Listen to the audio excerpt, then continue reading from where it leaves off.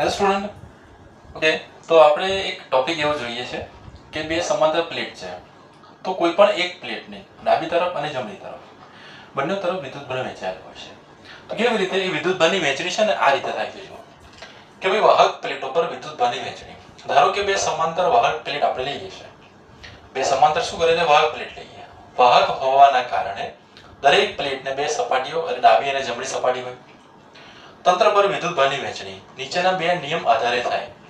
તો નિયમ નંબર 1 છે બહારની સપાટીઓનો નિયમ, એટલે કે તંત્રની સૌથી બહારની સપાટીઓ પર હંમેશા કુલ વિદ્યુતભારનો અડધો ભાગ વહેંચાય. ઇઝ ઇક્વલ ટુ શું થાય? Q total divided by 2. આ બે સમાંતર વાહક પ્લેટો છે. હવે વાહક પ્લેટ નંબર 1 અને વાહક પ્લેટ નંબર 2. વાહક પ્લેટ નંબર 1 ની ડાબી અને જમણી બે સપાટી હશે. એ જ રીતે વાહક પ્લેટ 2 ની પણ ડાબી અને જમણી બે સપાટી હશે. તો ડાબી બાજુની વાહક સપાટીની ડાબી બાજુ Q/2 જેટલો અને જમણી બાજુની બહારની સપાટી બાજુ Q/2 જેટલો વિદ્યુતભાર શું થાય? અડધો વિદ્યુતભાર વહેંચાઈ જાય. સમસમયની અર્ધની સપાટીનો નિયમ આપણે જોઈએ. બહારની સપાટીનો નિયમ આપણે જોઈ ગયા. હવે આગળ જોઈશું આપણે અર્ધની સપાટીનો નિયમ. તો હંમેશા સમાન મૂલ્યનો અને વિરુદ્ધ પ્રકારનો, એટલે કે વિજાતીય વિદ્યુતભાર પ્રેરિત થાય. કેવો થશે? સમાન પરંતુ વિરુદ્ધ પ્રકારનો. જો એક અર્ધની સપાટી પર +Q વિદ્યુતભાર હોય તો તેની સામેની સપાટી પર -Q વિદ્યુતભાર હોય. એટલે કે જો બહારની બાજુ તો આપણને મળી જશે Q/2, પરંતુ અર્ધની સપાટીમાં કેવું હશે? તો કે ધારો કે આ જે નંબર 1 જે છે, નંબર 1 પ્લેટ, એની અર્ધની સપાટીની અંદર જો ધન વીજભાર હોય તો પ્લેટ નંબર 2 ની પણ એની સામેની સપાટી જે થઈ એમાં કેવું છે? એનાથી વિરુદ્ધ હશે, -Q વીજભાર હોય. તો વાહકના અંદરના ભાગમાં વિદ્યુત ક્ષેત્ર હંમેશા શૂન્ય હશે, એ બરાબર 0.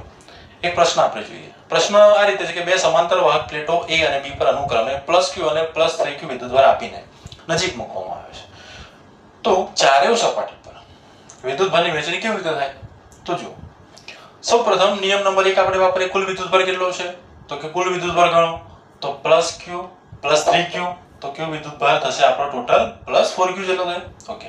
તો સૌથી બહારની સપાટી પર અડધો વિદ્યુતભાર વહેંચાઈ જશે. તો જો આ રીતે પ્લેટ નંબર 1, પ્લેટ નંબર 2, એની બહારની સપાટી પર શું થઈ જાય? 4Q, એટલે કે 4Q ડિવાઇડેડ બાય 2 થઈ જશે. તો બંને સપાટી પર શું થશે? +2Q જેટલો વિદ્યુતભાર વહેંચાઈ જશે, અડધો સરખા પ્રમાણમાં. વિદ્યુતભારના સંરક્ષણ નિયમ થી અંદરની સપાટીઓનો વિદ્યુતભાર મારે શોધવાનો છે. બહારની સપાટીનો મળી ગયો. હવે અંદરની સપાટીનો શું થાય છે? તો કે પ્લેટ A માટે જુઓ. પ્લેટ A માટે કુલ વિદ્યુતભાર આપણે +Q લઈએ છીએ. પ્લેટ A પર એક સેકન્ડ જો. પ્લેટ A પર કુલ વિદ્યુતભાર છે +Q છે અને પ્લેટ B પર કુલ વિદ્યુતભાર છે આપણે +3Q છે. મને બહારની બાજુ મળે છે +2Q ચાર્જ મળ્યો છે. કુલ વિદ્યુતભાર કેટલો છે? તો કે Q છે. તો અહીં શું કરવાનું છે? બહારની ડાબી સપાટી પર +Q ચાર્જ મળ્યો, +2Q ચાર્જ મળ્યો. અંદરની જમણી સપાટી પર કેટલો મળે? તો કે +Q, એટલે કે ટોટલ માઈનસ આપણને બહારની જે ડાબી બાજુ સપાટી પર મળ્યો તે. તો આપણને કેટલું મળશે? અહીંયા -Q મળે, એટલે કે અહીંયા આપણને -Q વીજભાર મળે. તો એનાથી સામેની સપાટી પર કેવો હશે? એનાથી વિરુદ્ધ હશે, એટલે કે +Q હશે. આન્સર આપણે મળી ગયો. તો જો અહીંયા આપણે તાળો પણ બી મેળવી લઈએ છીએ. બહારની ડાબી બાજુ સપાટી પર +Q, અંદરની જમણી સપાટી પર -Q, તો મળશે આપણને +Q, કે જે કુલ વિદ્યુતભાર જેટલો આપણને મળે. હવે પ્લેટ B માટે જો તો કુલ વિદ્યુતભાર કેટલો છે? +3Q છે. બહારની સપાટી પર કેટલો આપણને મળે? +2Q. તો સિમ્પલ 3Q - 2Q, એટલે અહીંયા આવશે +Q. તો જો એનાથી કેવા હશે? વિરુદ્ધ હશે, સમાન હશે પરંતુ વિરુદ્ધ હશે. તો જો આપણે તાળા ઉપર બી મેળવી લઈએ છીએ +2Q +Q = 3Q આપણને મળે. Okay, thank you.